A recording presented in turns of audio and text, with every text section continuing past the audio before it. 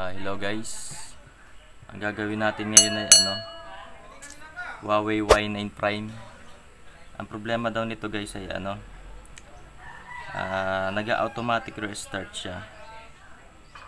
Tapos nagagamit lang tong cellphone na to kapag kapag naka-charge siya.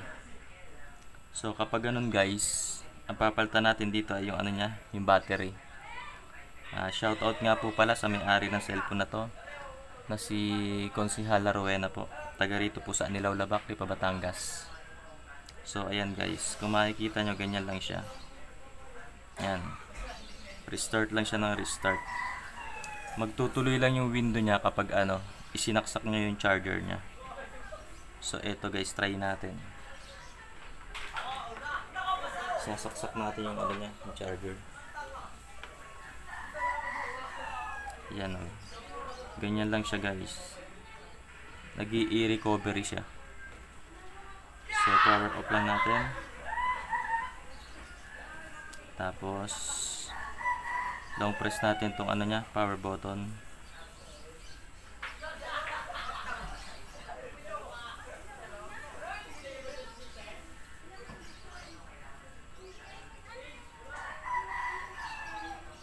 So ayan guys. Kapag ganyan nakasaksak na yung charger niya, tsaka lang magtutuloy yung window niya, tsaka nyo lang siya magagamit. So pag nangyari to sa cellphone nyo guys, palitan nyo lang yung kanyang battery.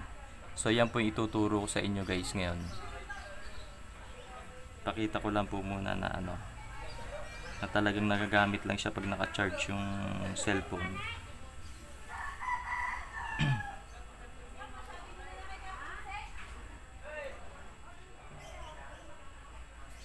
Yan guys. Tsaka lang nagtuloy yung window niya nung nung nakasaksak na yung kanyang charger. Yan. Magagamit nyo lang siya pag nakasaksak ang charger. So let's go guys. Tuturo ko na sa inyo guys kung paano siya gawin.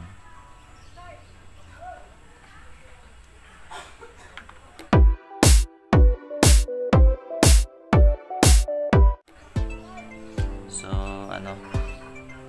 tanggalin lang natin tong the cover.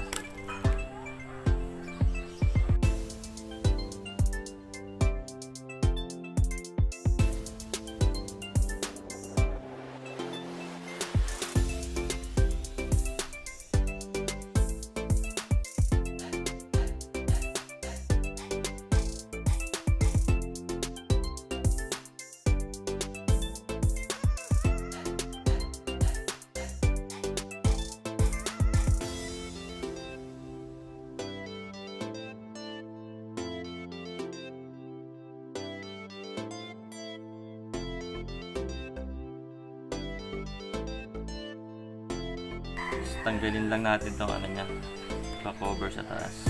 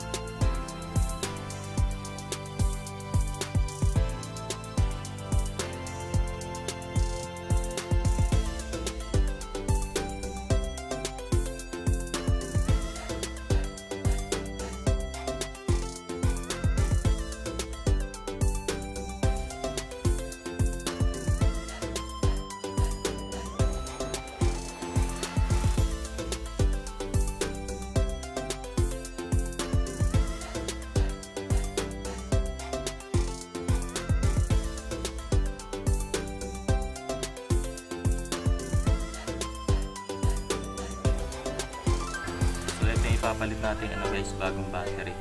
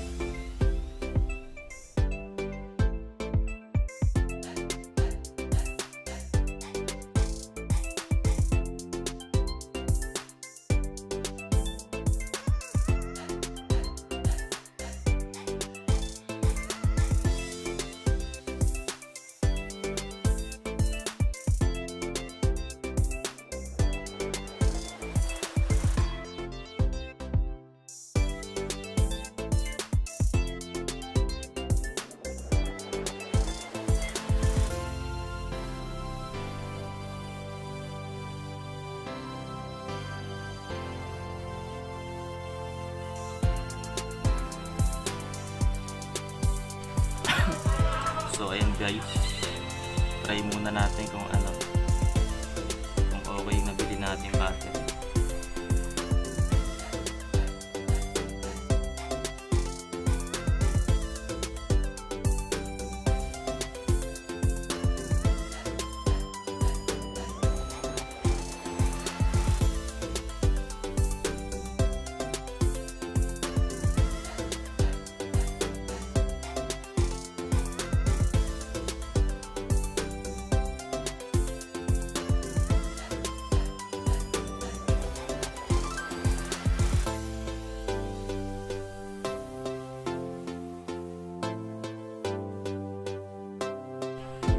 So ayan guys, okay na guys.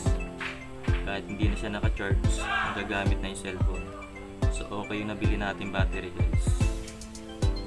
So ganun lang kasimple guys. I-fix na natin, lagyan natin ang pandikit yung ano niya, yung pa-cover. I-off muna natin na cellphone.